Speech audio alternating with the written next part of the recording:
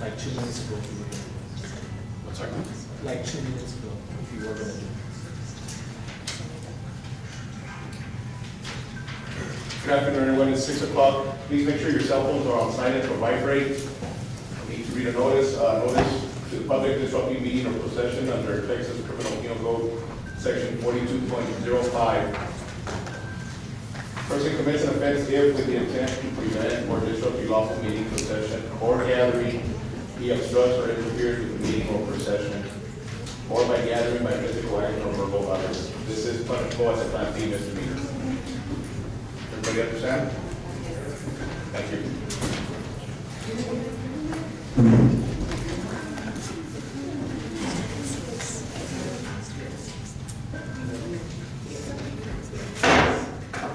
At 6 o'clock, we're going to begin the meeting.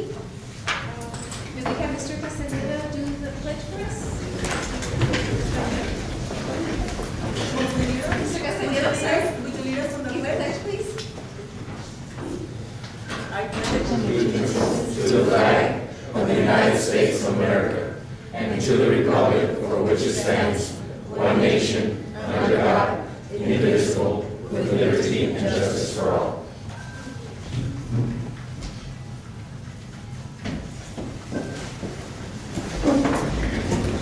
Mr. Rubio, can you establish quorum? Yes, Mayor Pro Tem.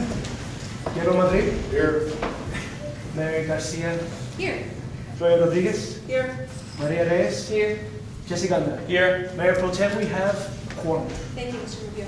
We're going to have some presentations. Item number 4. Mayor? Yes. Yes.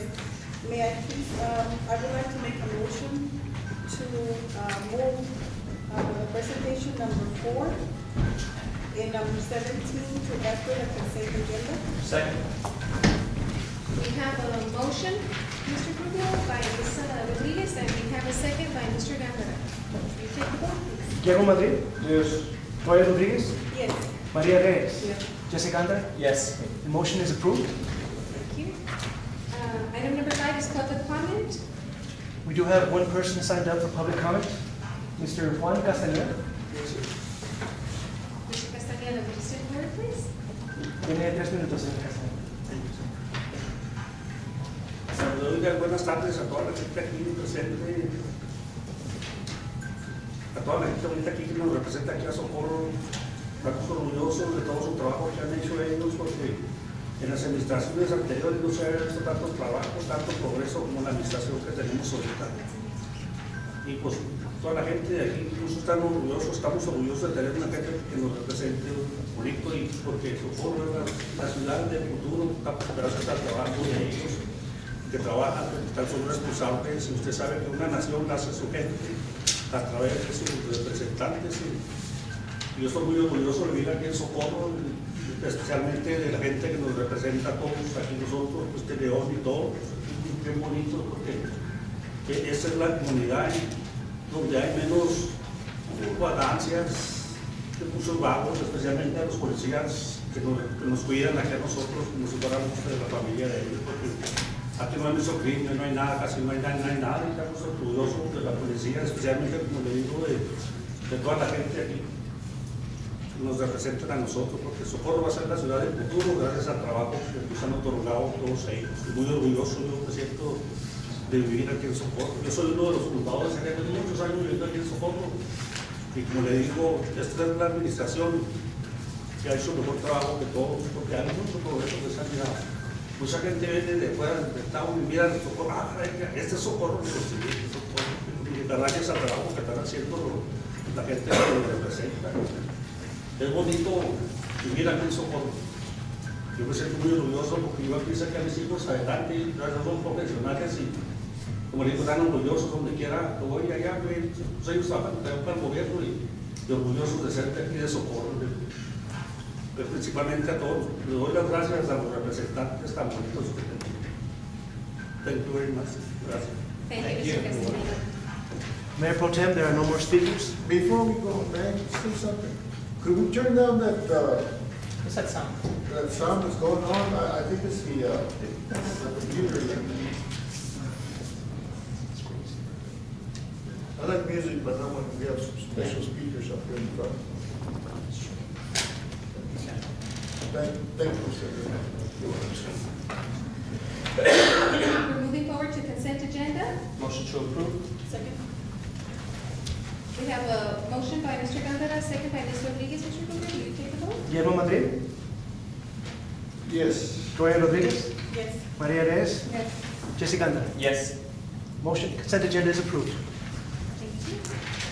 We're going to go to item 17. It will be discussion and action on mid-year budget report. Mr. Norfleet?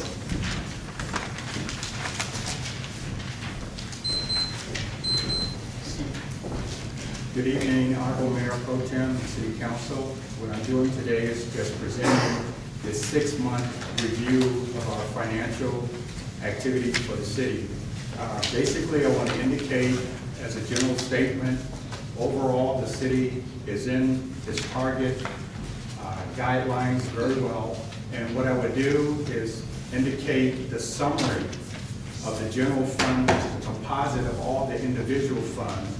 And if you could review with me, and I'll just take just a second or two to talk about the particular revenue item. For the general fund revenue item, which is the very first page after the cover, it's indicating where we're at with property taxes, meaning that our revised budget total is $3.3 million, and we've collected $2.9 million for a percentage of 88% collected. Property taxes is the city's largest revenue item, and we are pretty much on target. We do have approximately $396,000 to go for the remaining of the fiscal year, and we're on target of receiving that.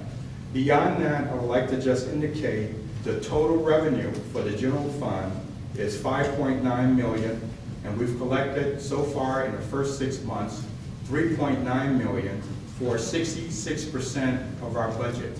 Typically, in a 6-month period, you would like to see 50%. We are a little bit ahead of schedule because of the way revenues have come in. We're at 66% of our revenue target. As far as their expenditures are concerned, the first report that I have after that sheet is a composite of all the general fund departments. And the most important thing to look at is there are areas in which we're over our budget right now, we're on track of going over our budget. At some point, perhaps the next meeting, we will introduce budget amendments to correct, but the most important thing is to look at the next page, which has the total. We have a total budget of expenditures for the general fund, which includes all the departments, of $6.2 million. We have actually spent $3.2 million of that, and we have encumbrances of $160,000. Encumbrances are future commitments, meaning that we filled out a purchase order, we haven't gotten the supply or service back. When that happens, then it'll convert to an actual expenditure. So we have $160,000 set up as encumbrance, which means that the available budget is now $2.7 million for the general fund, which represents 56% of the budget. Typically, you look for 50%, but you do have expenditures that you pay up front, and that forces you to go over, but we're on target of not exceeding the budget when we combine all of the individual departments together. And that is the summary for the general fund. The other sheets that's behind that, maybe if we look at about 8 sheets back, we will end up talking about the grants and special projects.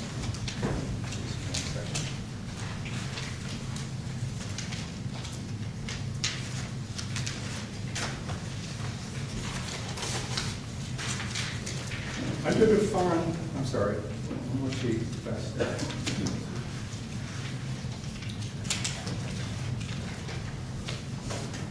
Under special revenue, there's 12 individual departments. If you will look in the corner, right here, it would have like a number. So after number 12, we would have the special funds. I'm sorry, Mr. Murphy, can you give us a second to just get ourselves Yes. situated here? Does that have hotel tax as one of the line items? Yes, That is the beginning sheet. Yes, it is. Special revenue sum. Special revenue fund is actually the amount of various special revenues that are not combined inside of the general fund, such as hotel taxes with a budget of $15,000 that would receive $3,400 for 23%, recognizing that that's typically a quarterly amount that comes in, so we are on target of meeting that goal. We should be at 25%, it's represented at 23%. And then there's other particular grants, and we're really okay in those particular areas, but as we spend, we will submit for reimbursements, and the indication of zeros in places meaning that we have not gotten reimbursement for the expenditures. So for special revenue funds, that's the revenue sheet. As far as the expenditures, it's the very next page. And this is an indication of all the expenditures in relationships to grants.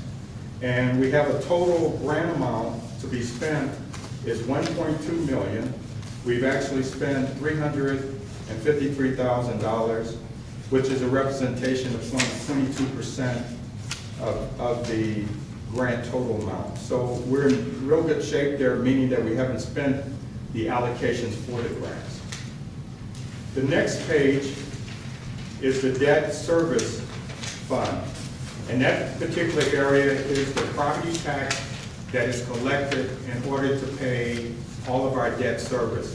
As far as revenue collection for the year, we have a budget amount of $832,000. We've actually collected $751,000 for 90% of that budget amount. So we are on target of reaching that goal of $832,000. The next sheet is the expenditure for the debt service fund. We have interest payment for the year of $450,000. We've actually paid $226,000, which is 50%. We do have one more interest payment to make for this fiscal year, which will make it 100%. As far as the principal payment, we're supposed to pay $381,493. We paid $380,000, which represents 100% of that amount. And there are no more principal payments left for this fiscal year. The next sheet is the capital project fund.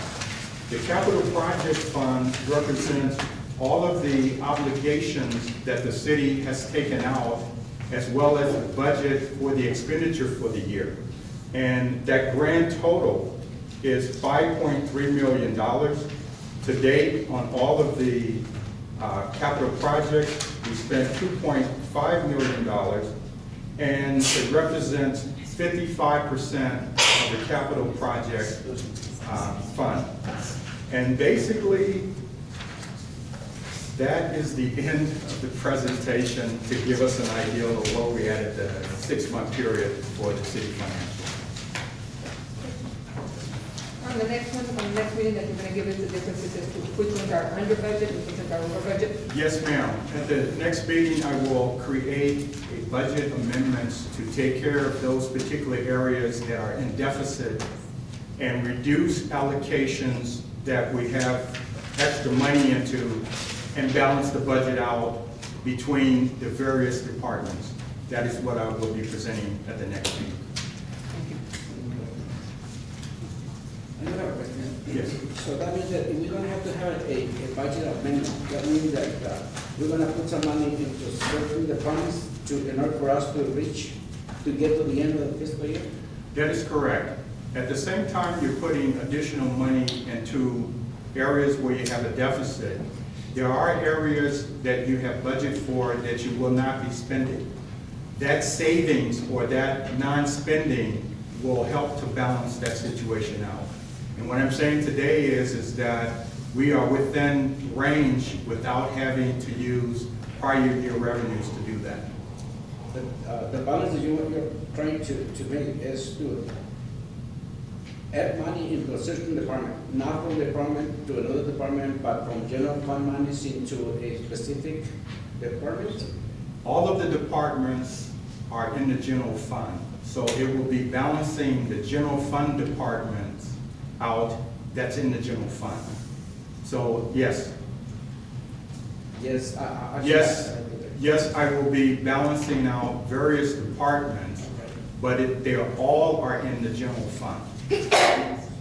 All of those departments are in the general fund. It's actually general funds, savings and overages in the general fund to be balanced out. So it stays within the general fund, the adjustments that's going to be made. Okay, I guess actually that I want to make the final, it's if we're gonna be, let's say that at the starting of the fiscal year, we say we're gonna spend, let's say, $14 million. We're gonna keep working into those $14 million, so we're gonna have to add money into it. Right now, the entire budget for the general fund is like $5 million. I'm saying we're gonna stay within that $5 million of the general fund to make those budgetary changes. Only within the general fund. Thank you. Okay, thank you, Mr. Thank you. Mayor, there was a motion earlier to move item number 4 and 17 after the consent agenda. We just went over number 17, we are now on item number 4. Okay, go ahead and continue with the order.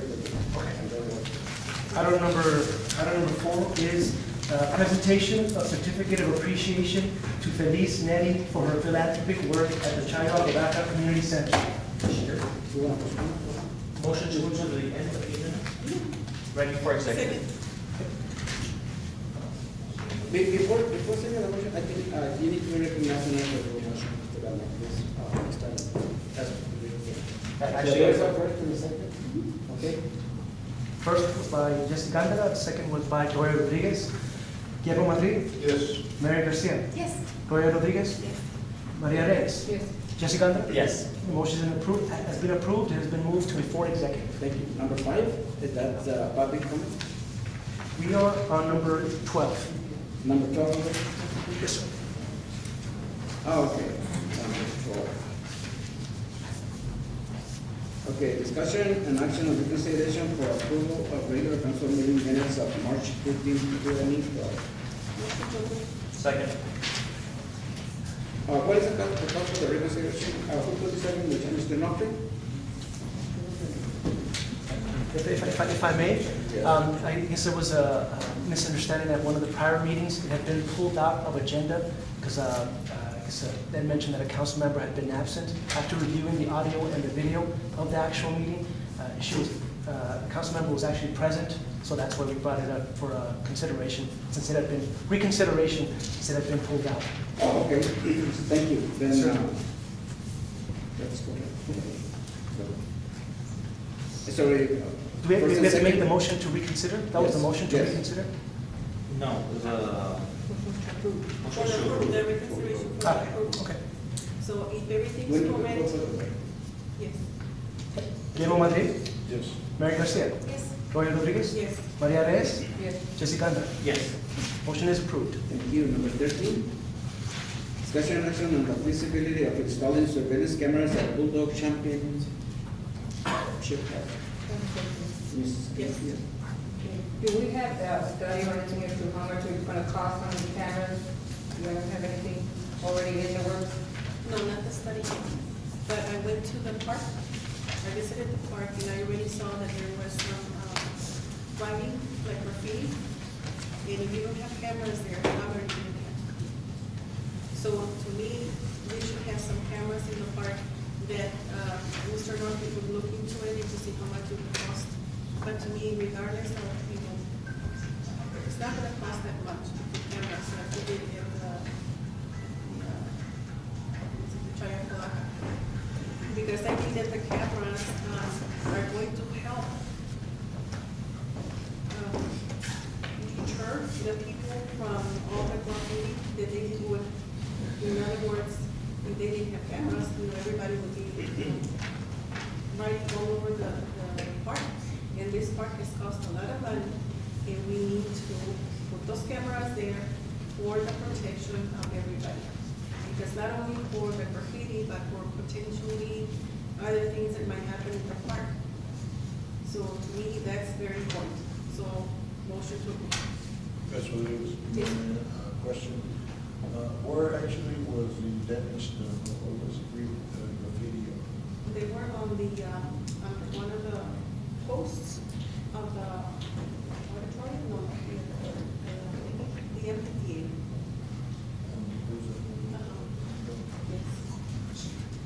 Second. Second. To me, it's very important that they have some kind of surveillance cameras in there, because there's other things that might happen later on. So, motion to approve again. Oh, I just want to know what, can you more or less give us an idea of what you pay for the monitoring over up with community center? They changed a little bit, so I don't have it exactly the amount, but it's not that much. You know, it's A ballpark figure? You don't know? Ms. Reyes, I think what is done is to have Yeah. a visibility No, study. but I'm just kind of wanting to know more or less where we're going at. Before installing it, it's a feasibility, Yeah, we're gonna have to so get they there. just to come back. And then they're gonna have to look into which ones are better than others and how much they cost and everything, so to me, it's very important. Mr. Rodriguez, I believe that you had an incident at Apalaca Center where there was theft because of the cameras. Yes. There was an incident there at the Chayapolaca Community Center where one of the kids stole the bike. And through checking the cameras, they were able to know which kids did it, which kids accompanied the child, little boy. They even painted the bike. And if it hadn't been for the cameras, well, nobody would have known who did it. The bicycle was returned and the problem was sold back. So to me, that's very important. I think it is important. I'm sorry, excuse me, thank you. I agree also, I appreciate the fact that Mrs. Rodriguez brought it up because you saw the graffiti there in the park, and it is something that, you know, like, once again, we're gonna see the feasibility of installing them. But I think it's important, it's a great park, it's a good-looking park, everybody's really gonna enjoy it. So the fact that we have cameras there, I think is very important. Thank you.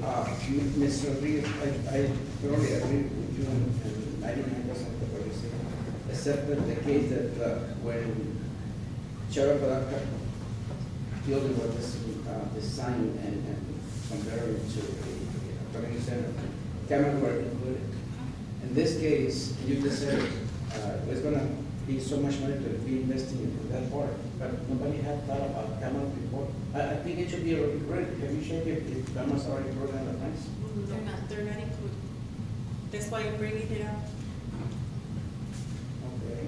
I think, Mr. Lenny, you know, in the future, if we're gonna have additional projects as that one, or even smaller than that, I think your department, planning department, which should be included in the process of approving everything, right? If you suggest something like that before the awareness of the contract, it will be good. I think it will be appreciated in that tomorrow. Yes, sir. Thank you. And remember that if they have the cameras, the people will think twice before they do something, because they know they're being watched.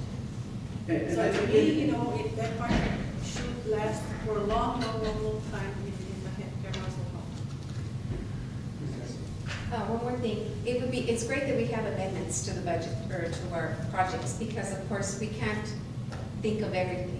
And of course, it's great, you know, that we do include this in all of our projects, but it's good to have amendments because we can't think of everything. So of course, and obviously, at that time, we were looking at costs. I'm thinking of Mr. Leonis' participation, but because we pay so much money, in my opinion, to the architects on signing the part, they should be thought about including that in the part, because nowadays, wherever you go, there are surveillance cameras.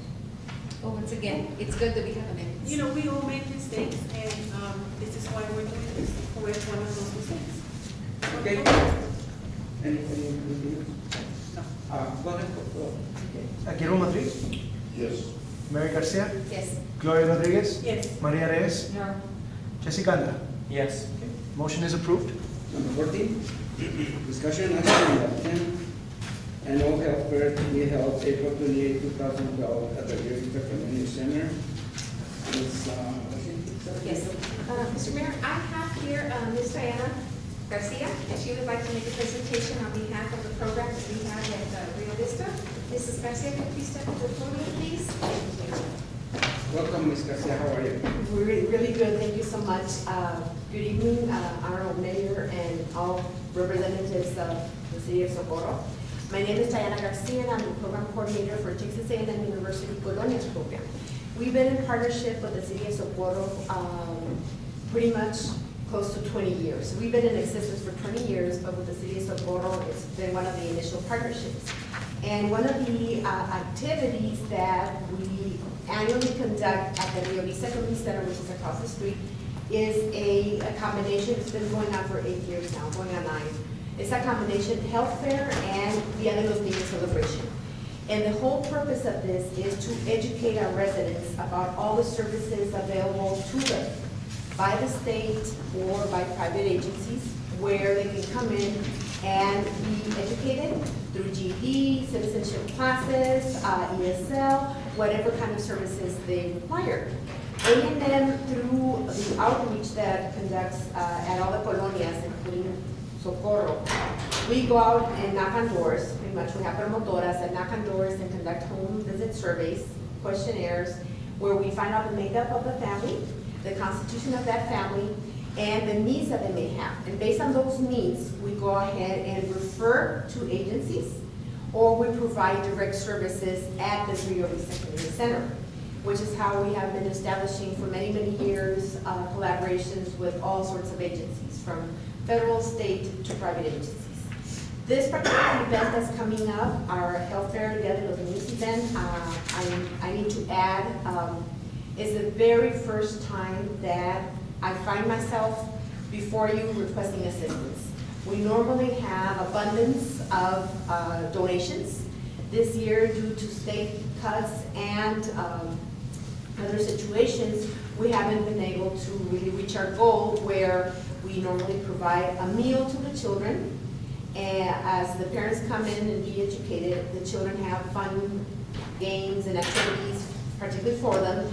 We have little raffles of toys and whatnot. So we get all sorts of donations from all sorts of places. And this is the very first year that the event is really close and we're really under budget. One of them is that we're going to do it on a weekend, so we do expect more people to turn out. We have an average of 200 to 300 families coming out to the event, and we want to make sure that they're provided for. One of the things that we're looking into is a rent of a couple of tents. So we have enough shade for the residents, because we have the providers, which, as I guess, we have 33 agencies coming in to give out services or information to the residents of Socorro. And we expect a large number of families. So we want to make sure that we have some shade for the children as they're doing their activities outdoors. And we've had donations. In fact, I just received a call earlier today that so kindly the police association is going to be providing ice and water, so that's a huge help. We have a company that's donating hot dog buns.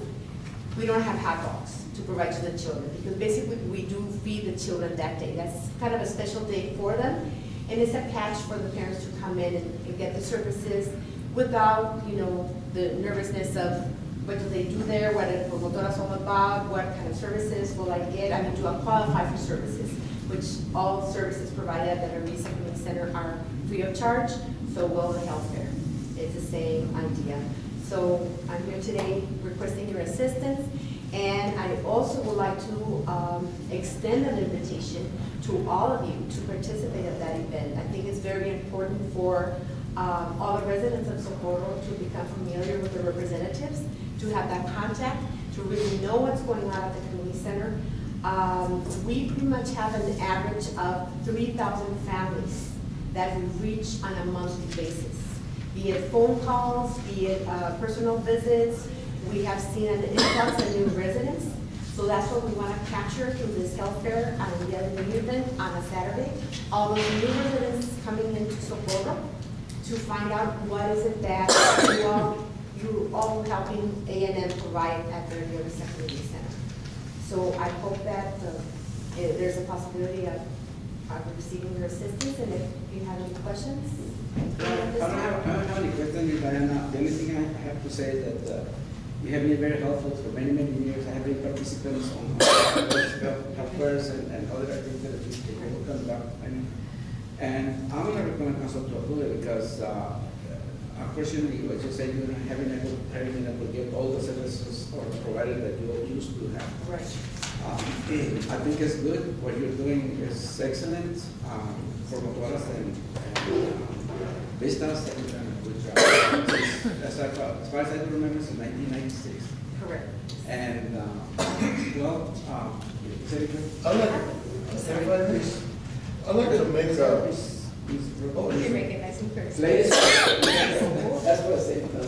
Thank you. I've had several meetings with Mrs. Garcia, and yes, she has explained, we've gone over the program. I've met several of the families that they've assisted, and you have a vendor for the hot dogs. We'll discuss that later, but Oh, we were able to get someone for the hot dogs, and I really appreciate the help from the Police Association. Yes. They've been very helpful, very Extremely. supportive, and absolutely, I want to make the motion to approve your request for $500. Thank you. thank you. You requested $500, and obviously, what you're doing is a great thing. This is for the community, for the children, to help them out in different issues. We need that. We need that very much in support, and I want to thank you for what you're doing. With that in mind, I like that. I like to change this amount of dollars simply because of what you're doing. Instead of $100, I'd like to make it $700, but with one condition, that you submit a report, itemized report of everything to the council. Yes. So we know where the money's going, and hopefully, if we know what's going in there, we can make it better next time. That's why I asked for an itemized report. I'd like to make it $700 with the approval of the council. Greatly appreciated. The whole idea is to have a showcase, really, for all those people that have not come yet to the Rio Vista Community Center, so they are aware of what is provided. Because, I mean, as you can see, if you look out the window right now, there's GED classes going on in the evening. So we're pretty much open 8 to 8, and that's what we want to bring in, those new families out to the center and really showcase what is provided out. Yeah, we're familiar as to what goes on in there after hours, and it's a good thing. It's a good thing you're doing for the thing. Ms. Reyes? Yes, ma'am, I think you're going to do a fantastic job with that center, and also the fact that sometimes you don't get the thank you that you well deserve. And I do agree with that, adding the $200 to the 500, give you the 700. Thank you, Mr. Tan. Well, I want to add to that one. No, I don't. And I want to recommend the council, they should pass it also. I think, in the backup, I saw you're going to use this money for advertising, is that correct? Part of it, yeah, we're gonna be using, because we already distributed like 600 flyers, but of course, we need more. We really wanna make sure that we canvass the whole area, so all families really receive a flyer from the area of Socorro, and they do show up. So we wanna do some of that, and we put up, we're gonna try to put up some posters as well, to announce that, so. And your flyers have the city of Socorro's symbol on it? Yes, actually I have, I don't know, I'm sorry if you haven't not received one, but I do have some copies here, if you would like to. If I may. Yeah, everything we do, we include the City of Socorro logo and the Texas A&M, because the people out there recognize our promotoras, but definitely, I mean, the City of Socorro is the one we're here for, so all the residents. That was it, thank you. Thank you. So, the final amount will be, gonna be? 700. Okay, Mr. Norfield? Yes. Norfield, I'm sorry. What money is gonna use from the city? We do have a category in the general fund called contingency, and we could use $700 from that particular account. Thank you very much. Okay, let's go for a vote, Mr. Mayor. Who was the second for the motion? She's second. She's Reyes. Guillermo Madrid? Yes. Mary Garcia? Yes. Joey Rodriguez? No, I mean, yes. Maria Reyes? Yes. Jesse Ganda? Yes. Motion is approved. Thank you. Thank you so much, and I agree with you there. Thank you so much. Okay, number 15. Discussion and action on the salary of the fire chief position. Mr. Mayor. Go ahead. We do have a speaker signed up for this item, Mayor. Okay. Mr. Who's going? Alex Miranda? Mr. Miranda. Is this okay to speak after That's fine. presentation? I'll call you. Okay, thank you. Raise your hand whenever you're ready. No, but as soon as he's done, so I can work off of that. Thank you. Once again, good evening, Honorable Mayor and City Council. What has been prepared for me, my staff, the Human Resource Department, is a survey tallying fire chiefs in the southern part of Texas along the border that has similarities with the city of Socorro. The items that we looked at was basically the population of the city, the land area of the city, as well as the number of firefighters in that particular city. And the cities that we actually surveyed to come up with a commonality and salary was the city of Del Rio, Eagle Pass, Burr, San Benito, San Juan, and basically what we come up with is a composite of various types of averages, and the bottom line is actually looking at what the salary amounts for those particular cities were that had commonalities with the city of Socorro. Del Rio salary was $61,289. Eagle Pass was actually $62,042. Fur was $67,586, and San Benito was $60,000. San Juan was $64,800, which computed to an average of $63,153. And basically what we looked at is the salary of the City of Socorro police chief, as well as the lieutenant, and came up with an average of both of those salaries, which came up to $69,942. And basically we proposed for a salary for fire chief of $70,000. And essentially, before a salary can be placed into the budget, we have to amend the organizational chart, which is another item behind here. But this is just basically a discussion as to how we derive with some totals and to get council feedback on that particular salary range.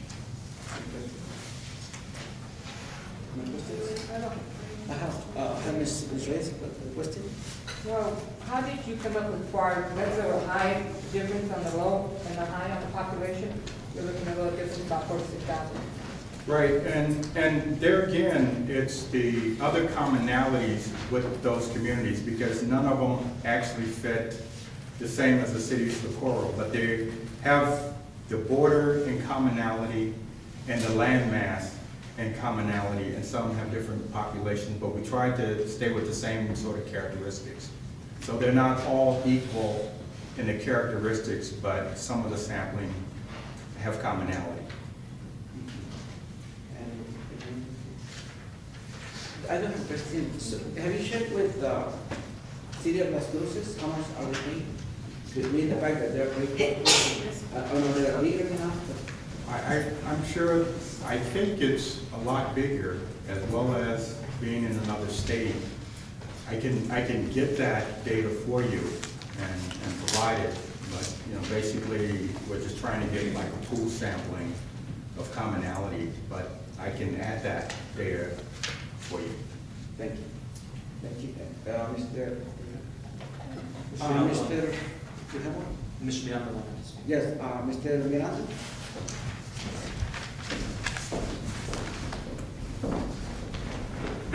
Mr. Miranda, you have 3 minutes. Yes, sir. Good evening, Council. Alex Miranda. First of all, I would like to say thank you for moving forward with this. I mean, this has been long coming. I do have a couple of questions and concerns. The way you said it, the salary would be $70,000. That's understandable with the other cities that they look for. The only concern that I have is you're starting from nothing. This is really nothing. Those other places, yeah, they eventually started when there was nothing there, but they're already functioning. There's already money going into their cities, I'm assuming. But this is starting from scratch. There's no personnel. Right now, there's no fire trucks. There's no hoses. You have nothing right now. And to start off at $70,000, that's kind of low, in my opinion. I do have here some information from El Paso. I also work for El Paso Fire Department. I'm a firefighter out there. The starting rate for a firefighter out there, as soon as they come out of the academy, they start off at about $36,000. Okay, a driver, the FST position in El Paso, again, just take in mind, all this is El Paso. I know Socorro isn't as big as El Paso. I don't expect for you guys to say, well, let's compete. I know we can't do that, but in order to get quality, you got to give them something to shoot for. Again, for the suppression, for the engineer, for the driver, you're starting at about 44,000. And of course, you have to go from firefighter to driver, and from driver you go to lieutenant. A fire lieutenant, brand new lieutenant, 56,000, and it goes on. The assistant fire chief there makes 87,000. I don't have what the fire chief of El Paso makes. I mean, that's going to be already in the 6 digits, but I'm not going to go there. But my concern is trying to get somebody here for $70,000, and I know that's not a set in stone kind of salary, but to offer somebody about $70,000 to start from nothing, it's going to be kind of difficult. And what kind of people are you going to attract out here? You have a lot of individuals that go to community college, and you know what? Power to them. They're moving forward. They're getting education. It doesn't mean they have to stay here. They can go somewhere else, Fort Bliss, White Sands, anywhere in Texas, because they get a state certification. That's great. But a lot of these individuals can't pass El Paso Academy. It's not that hard. I passed that academy when I was about 32, 33. I wasn't in my young prime years. Up to this day, I can still outdo some of these other guys, and I'm a lot older than them. I don't think that's what Socorro wants. We've already gone through that, and there's no need to have that kind of people back in here. The other thing is that the fire chief is going to have to do, he's going to have to, how many stations are they going to run? How many personnel are they going to have underneath them? Are they going to have captains, lieutenants, drivers, firefighters, or? Mr. Miranda, your time is up. All right. Thank you. Thank you, Mr. Miranda.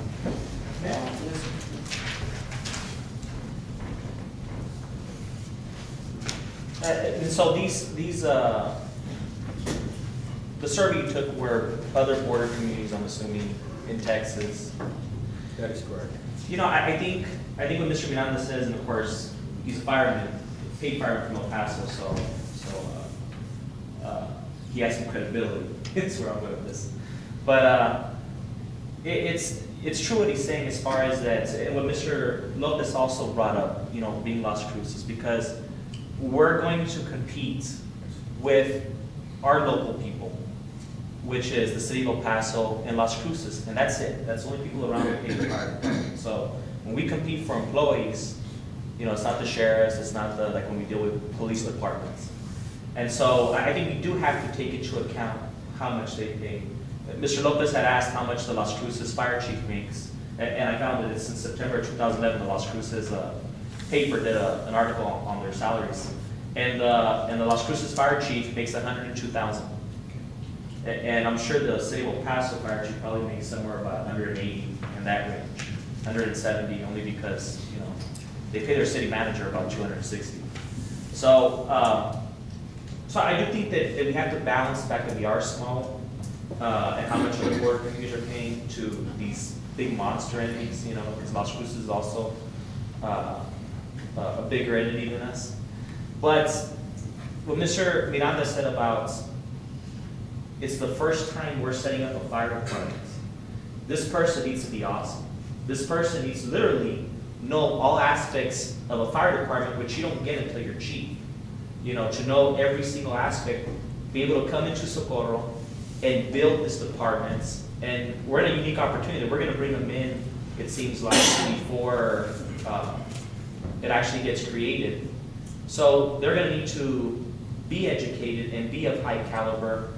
And if that's the case, then we're going to have to recruit them. And if they're coming from a different part of the state, you know, from an area other than us trying to recruit from El Paso, Las Cruces, if we recruit from El Paso, Las Cruces, we're going to get their mid-level people, because that's where our salary range is going to be about, is their mid-level, you know, their lieutenants, their captain in there. And I absolutely know that I want to bring in a lieutenant or a captain from the city of El Paso to be our next fire chief. I want to bring in somebody who's got 10+ years of being a fire chief in a paid department, who can come in here and hit the ground running and not be learning along with us. And if we're competing against El Paso and Las Cruces, you know, we're gonna be in that area of recruiting their mid-level. I'd like for us to be able to pay enough where we're able to recruit from whoever is the best and have them come in. I personally, having seen the salary range, having seen what Las Cruces is paying, you know, I feel comfortable. And again, I never want to be second best to anybody. I never want to, especially with this undertaking, how big it is. And we're barely scratching the surface. And I think all of us have realized that if we're going to move forward with the fire department, there's going to be a lot of hurdles. It's not going to be an easy task. And I would feel so much more comfortable if we had somebody in place who was a fire chief, who knew what they were doing, and could be guiding us as opposed to we're all learning together. So I'd be comfortable with something around 88,000. I think that would allow us to recruit nationally in Texas and basically steal a good fire chief from another department. And for the creation of ours, I think we need to be at that place so that way everything runs smoothly. So I'm throwing that out there just for discussion's sake. That's not set in stone. So I'm gonna say in the form of a motion to set the salary at 80,000. And again, that's negotiable, whatever you all think, you know, up or down. I just want to start off at a number and see what you all think about it. Okay. Just one little, you know, FYI right there. A lot of the people have already been retired. The people that you're talking about, some of them have already been retired and have their pensions. So I don't think they're expecting a whole lot, even though they're going to start from scratch. So I think maybe less than 80,000, but a little bit more than 70,000 would be okay, because they already have their pensions. And those are the people that are going to probably be wanting to come over here and start with the fire station. I think 70,000 is sufficient consideration that, yes, we're going to start off, but we can always bring the matter back up to agenda. We can always change it, we can always amend it. And like you said, it's not set in stone, but I think that 70,000 and figuring who's going to apply, I think that would be sufficient. I understand that we do need a very well professional, one that already has the expertise. But I think that when those people apply, I think that we can make that decision as to who is going to be qualified and is willing to work for that amount. I don't agree. I think that in order to bring them here, as Mr. Gandara said, we're going to have a very good salary so that we can have someone well qualified. If we start at 70 and say, oh, we can change it later, that's about what we're going to get, a $70,000 a year person, and we don't want to start there.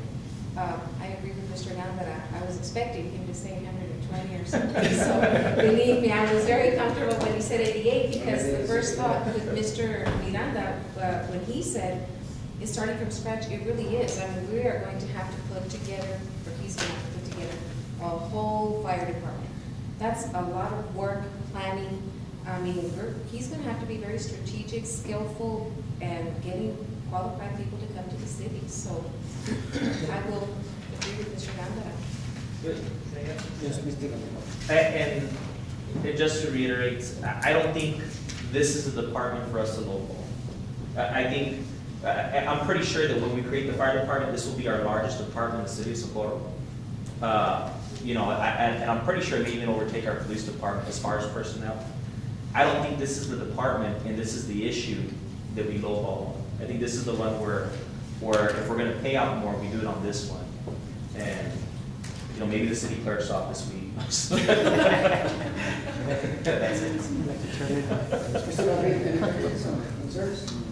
No, not really. I don't have any concerns. The only thing that I foresee is that we do need, I agree, we do need to have a well-paid fire department, because they're out there putting their lives on the line just like the police do.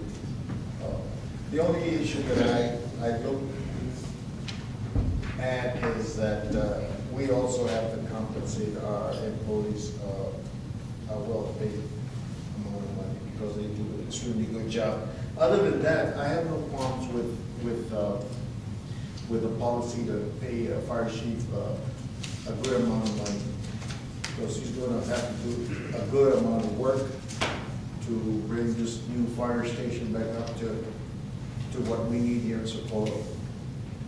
So, like I said, whatever you guys agree with, how can we go with it? Okay, and the reason because I was asking about the cruises, because it's in our region, and but also taking into consideration that the city of Las Cruces, I'm pretty sure it's over 100,000 population, and taking also into consideration that they do have a university, they should have at least 6-10 stations.